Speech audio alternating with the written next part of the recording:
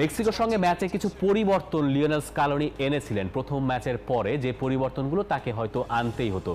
Playing স্টাইলেও কিছুটা পরিবর্তন আর্জেন্টিনার এলো। মেক্সিকোর সাথে ম্যাচের প্রথম হাফটায় আর্জেন্টিনা কোনো গোল করতে পারেনি। তখন মনে হচ্ছিল যে না, এই দলটা আসলেই চাপে পড়ে গেছে, যে ফেভারিট হিসেবে শুরু করা ফার্স্ট ম্যাচ হারা, সেকেন্ড ম্যাচের ফার্স্ট 45 মিনিটসেও কোনো গোল নেই। তবে মেসি তার ওপর যে এই দলটা নির্ভর করছিল, সেই দলটা সেই মেসিই কিন্তু ওয়ান ম্যাজিক্যাল মোমেন্টটা সেটা এনে দিয়েছিলেন আর্জেন্টিনাকে। লিওনেল মেসি হুট করে একটা বল পেলেন, একজনকে কাটালেন, বক্সের বাইরে থেকে মনে হলো একটা শুটিং স্পেস তৈরি হয়েছে বোধহয়।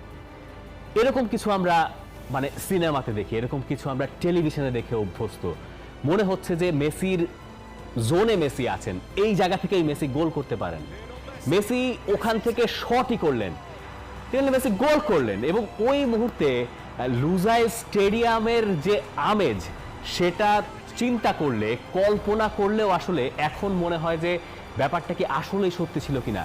এরপর এনজো ফার্নান্দেজের সেই ম্যাচে গোল, শেষ পর্যন্ত আর্জেন্টিনার আসলে সেই স্বস্তিটাই হলো। এনজো ফার্নান্দেজ আসলে তার আগ পর্যন্ত চ্যাম্পিয়ন্স লিগে বেনফিকার হয়ে বেশ ভালো করছিলেন, পর্তুগিজ লিগেও ভালো করছিলেন, তার একটা পটেনশিয়াল ছিল, কিন্তু কেউ জানতেন না যে আসলে এরকম ম্যাচে এনজো ফার্নান্দেজ কেমন করতে পারেন।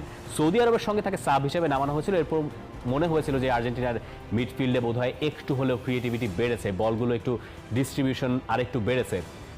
সেকেন্ড ম্যাচে তিনি গোল করে বসলেন, সেটা আর্জেন্টিনাকে আরেকটু স্বস্তি দিল যে না, শুধুমাত্র মেসি বোধহয় না, আরও বোধহয় দু একজন আছেন এই দলটায় যারা ম্যাচের গতি প্রকৃতি পাল্টে দিলেও দিতে পারেন, বা মেসি যে কাজটা করছেন সেটাকে একটু হলেও এগিয়ে নিয়ে যেতে পারেন। আর্জেন্টিনার ভক্তরা যারা বা ফুটবল সাপোর্টার যারা ছিল, তারা মনে হচ্ছিল ওই মেক্সিকো ম্যাচের পর থেকেই যে না, এই দলটা কামব্যাক করেছে, এই দলটা কামব্যাক করতে পারে, হয়তোবা তেমন কোনো বড় অঘটন গ্রুপ স্টেজ থেকে হয়তোবা হতে যাচ্ছে না, সেটা মোটামুটি তারা ধরেই নিয়েছিল।